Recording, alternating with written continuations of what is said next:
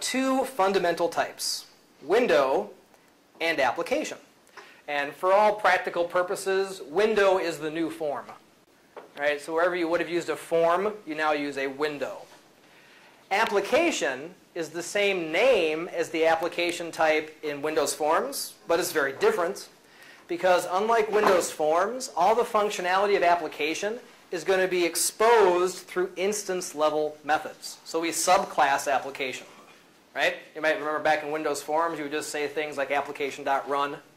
Well, nowadays we're going to be extending that type. Okay? So if you were going to build just a standard desktop executable, you're going to have one class deriving from application and another class or 2 or 3 or 20 deriving from window. Right? Once you build that guy up, then all the same tricks still apply. You could deploy it through an MSI installer, through a click once front end. That would also be just fine. Right? But there are other things that we can do with WPF as well. You can also construct a windowing system that makes use of a navigation window. Right? So here's a screenshot of the Vista Windows Explorer. And for those of you that have played around with Vista, you've probably seen this guy a million times. But notice how this is essentially an executable, right? But it's adopting kind of a web navigation look and feel. For example, I got next and previous buttons. I have a history list. Okay? I can go ahead and kind of jump between where I'm going. Well, this is certainly possible in Windows Forms, or, pardon me, in WPF as well, right? In this kind of an application, though, then you make use of a navigation window which maintains a collection of page objects. Right? Now the cool thing is, same programming model, just different class. So think of page as a lightweight window. Navigation window is just the guy that shows you the frame. Next, previous, history list, and so on. Right? Even more, we can build something called an Xpath. Now this is going to be a test here. Did anyone ever actually build an ActiveX document program? Way back in the days of COM? Yeah, I thought so. Someone, yeah. Anyone know what an ActiveX document was?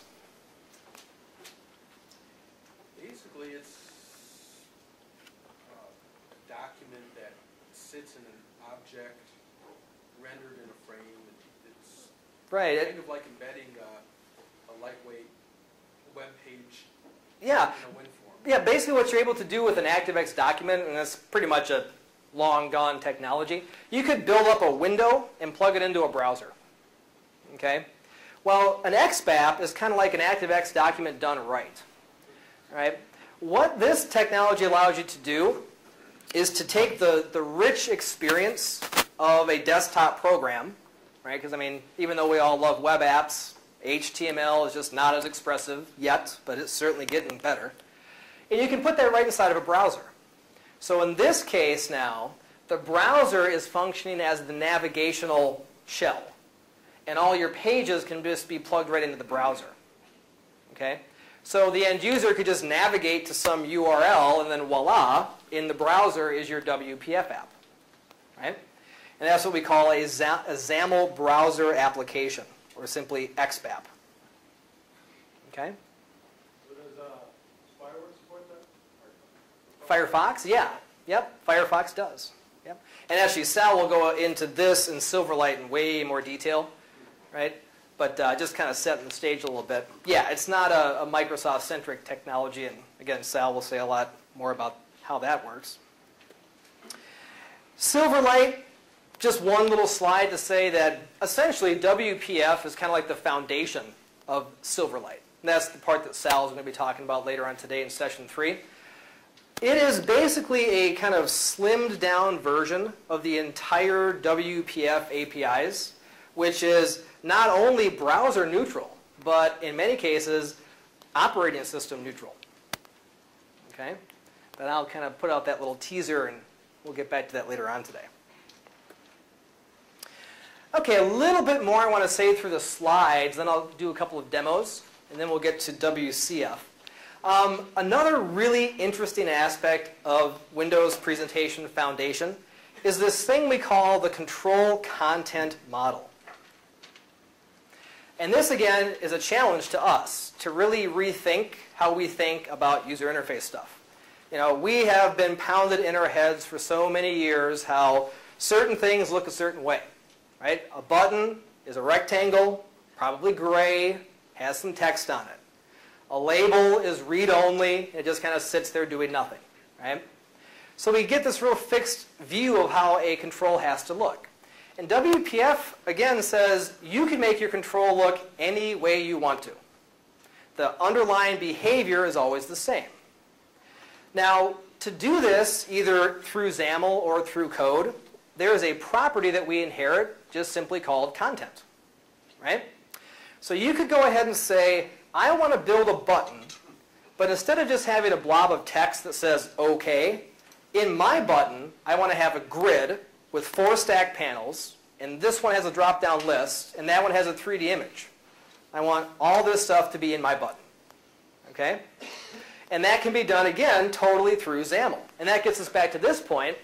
That really gets that idea across that in WPF, the only really compelling reasons to subclass and make your own control libraries, you have to change the behavior. Or you have to build custom designers to integrate into Visual Studio. Right? If you don't need all that kind of stuff, you can just do it through markup by setting that content property. Again, that's this guy right here. Right? Already kind of talked about the reasons you might actually want to make a library. Let's talk about setting that content. Right? There are 2 ways to set content, implicitly or explicitly.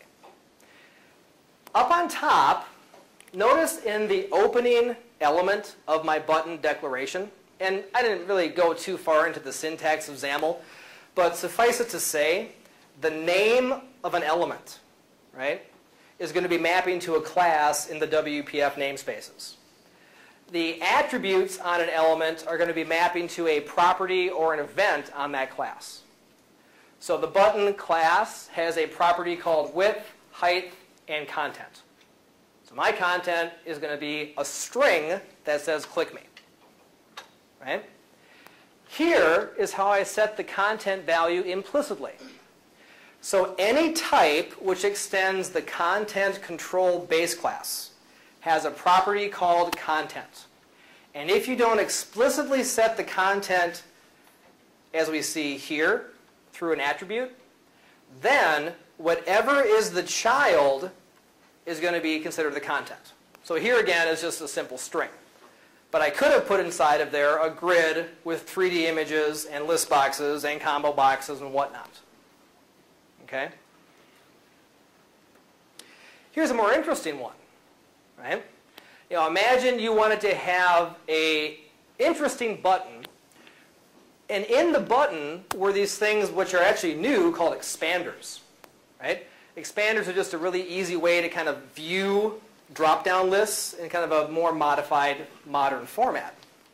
So notice here that my button has as content a stack panel. And the stack panel has inside of it another stack panel, followed by a whole bunch of labels and a whole bunch of expanders. So you can kind of get the picture, right? Again, think about how to do that kind of same thing in Windows Forms. You're writing lots of code, and you're subclassing, and you're overriding, and XAML lets you kind of get that behavior for free. Okay, so let me just do a couple of quick demos here that will kind of show you how this is working in the scenes, and then we'll talk a little bit about WCF.